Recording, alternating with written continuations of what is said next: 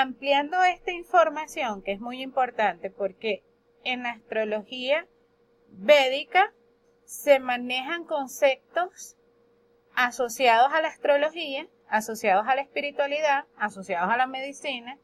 Por eso se habla de 4 Vedas, porque es la integración de varios saberes en un solo sistema. Y los astrólogos védicos, por condición natural, deberían de tener conocimiento de esos otros sistemas que también están asociados a la astrología, porque es un camino que nosotros tenemos donde la astrología es una parte, un camino que nos sirve para nosotros transformar nuestra vida en conjunto con otros caminos que se van presentando. Entonces tenemos estas leyes espirituales, las 4 metas de la vida, que tal como les dije anteriormente, son las que van a hacer que nosotros nos transformemos en un purucha. Antiguamente el concepto purucha era traducido como hombre cósmico. El hombre cósmico. Yo les voy a mandar material gráfico para que ustedes tengan toda esta información.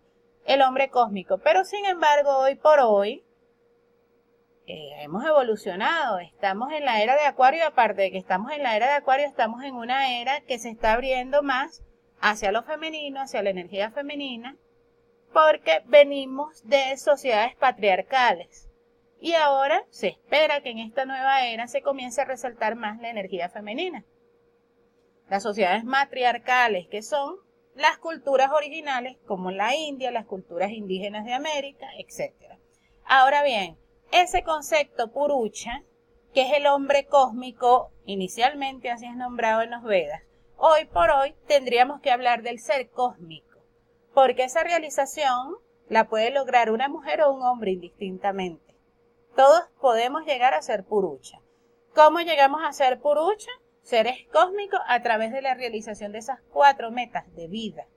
Cada uno de esos conceptos, siendo espirituales, siendo conceptos esotéricos, obviamente están sujetos a las leyes herméticas de que todo es uno, pero a la vez hay 2 energías. Cuando nosotros hablamos de moksha, liberación, camino asociado directamente a la casa 4.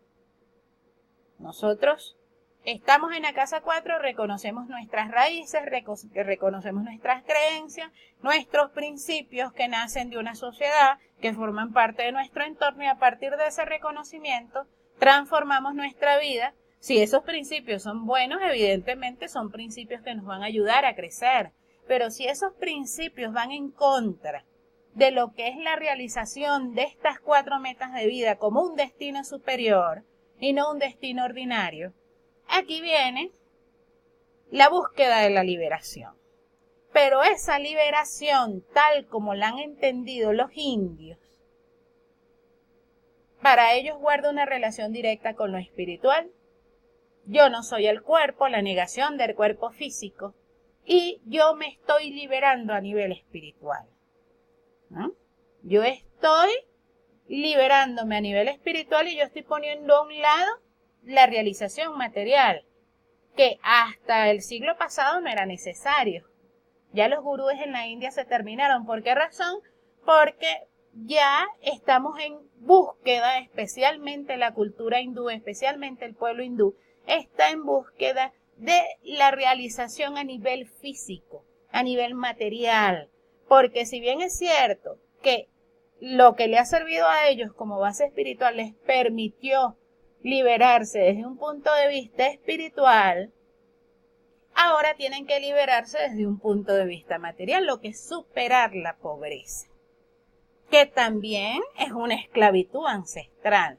Entonces, cuando hablamos de liberación, tal como incluso está concebido en los Vedas, no se habla únicamente de la liberación de patrones castrantes, de la liberación del falso yo que vive en mí, que no soy yo, sino es la voz del padre, de la madre, del hermano, del amigo, del esposo, del entorno donde nos criamos.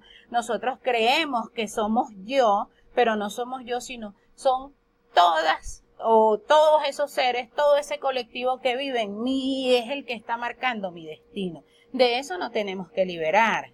Pero también está la liberación de la pobreza, la liberación de las limitaciones físicas, porque luego nos vamos a encontrar con otro principio importante o con otra meta importante que es el arta, que son las riquezas.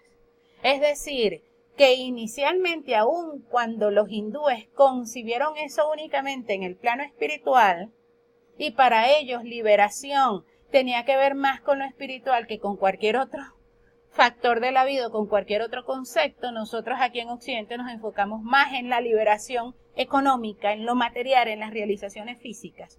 Aun cuando los hindúes se enfocaron en el moksha, más desde el punto de vista espiritual que material, en los Vedas está contemplada la adquisición de riquezas. Es decir, que ese concepto de que yo tengo que liberarme de mis deseos, también está esa meta de la vida, los deseos, curiosamente, ¿no? Pero sin embargo, por asuntos religiosos, porque una cosa es la espiritualidad y otra cosa es la religión, por asuntos religiosos, así como acá en Occidente se nos ha transmitido únicamente una parte de la verdad de los mensajes de Cristo, de los mensajes de estos patriarcas que forman parte de las escrituras sagradas, igualmente en India, se transmitió únicamente la parte de un mensaje, de una enseñanza a través de la religión.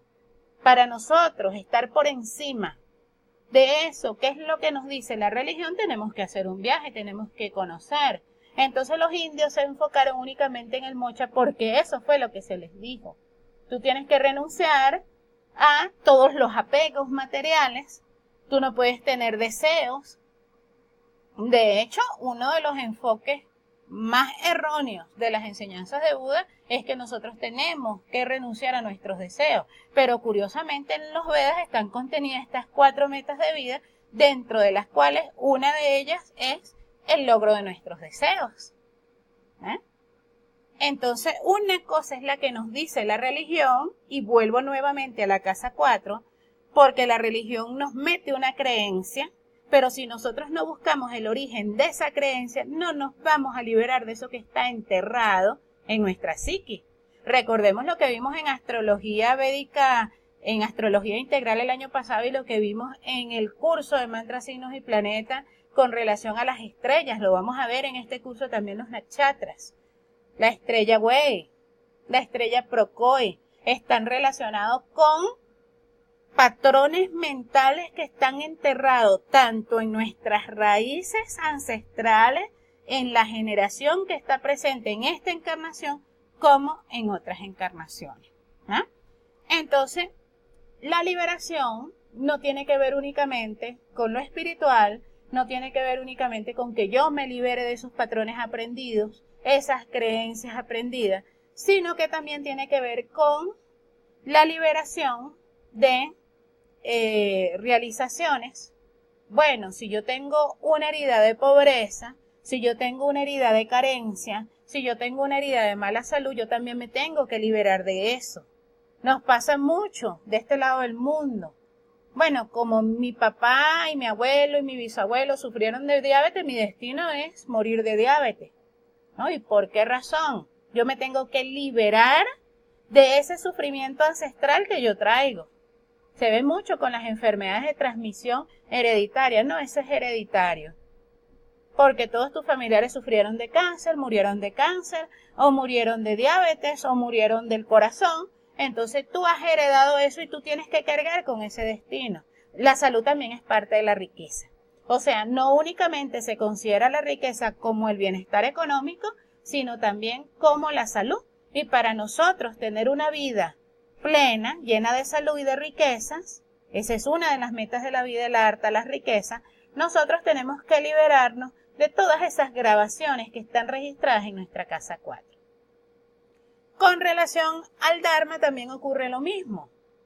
Tenemos el Dharma, que es la rectitud, la traducción, lo que conocemos directamente aquí en Occidente es la rectitud, el Dharma. Dharma se traduce en Occidente como rectitud, principios éticos, valores humanos, pero el Dharma tiene otro concepto también. El Dharma significa ley.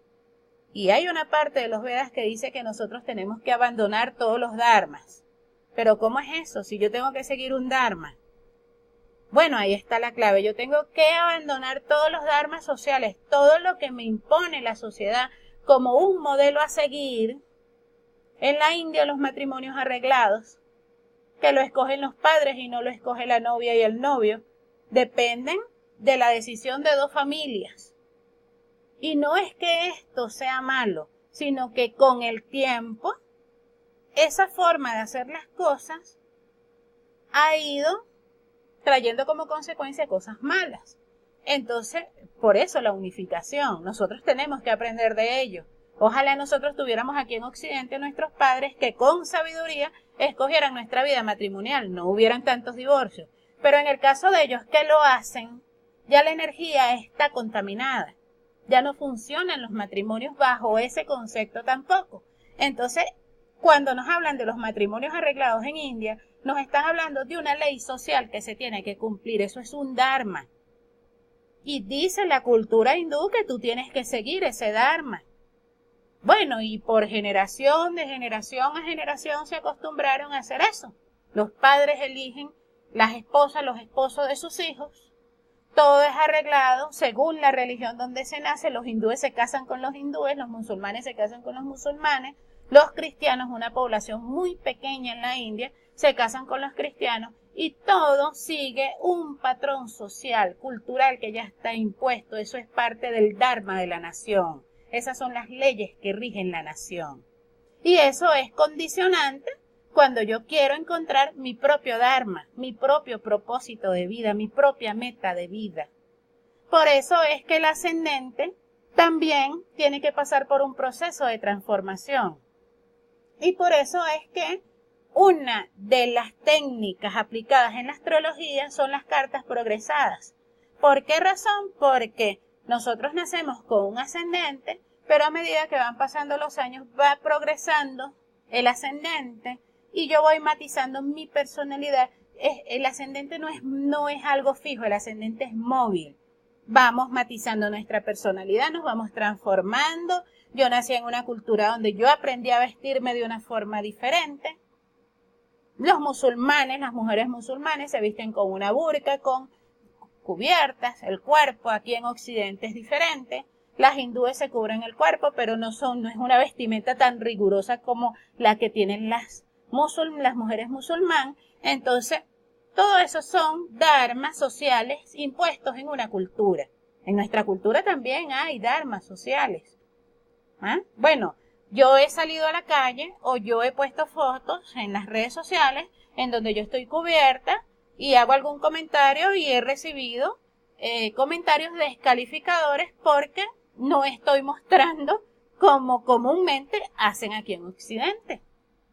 Entonces fíjense que aquí también hay reglas sociales y que esas reglas sociales nos están hablando de la ética según la cultura. Entonces mi personalidad se forma en base a eso que yo aprendí, pero yo tengo que transformar esa personalidad para yo encontrar mi propia esencia, mi propio yo, y para yo seguir mi propio dharma y no el dharma que me está marcando una sociedad. Fíjense, la clave de esto es grandioso porque yo no les estoy hablando directamente de la carta natal de ustedes, les estoy hablando de claves que ustedes pueden aplicar en su propia carta natal indistintamente del ascendente, de lo que tengan en su casa 4. Esto es totalmente iluminación.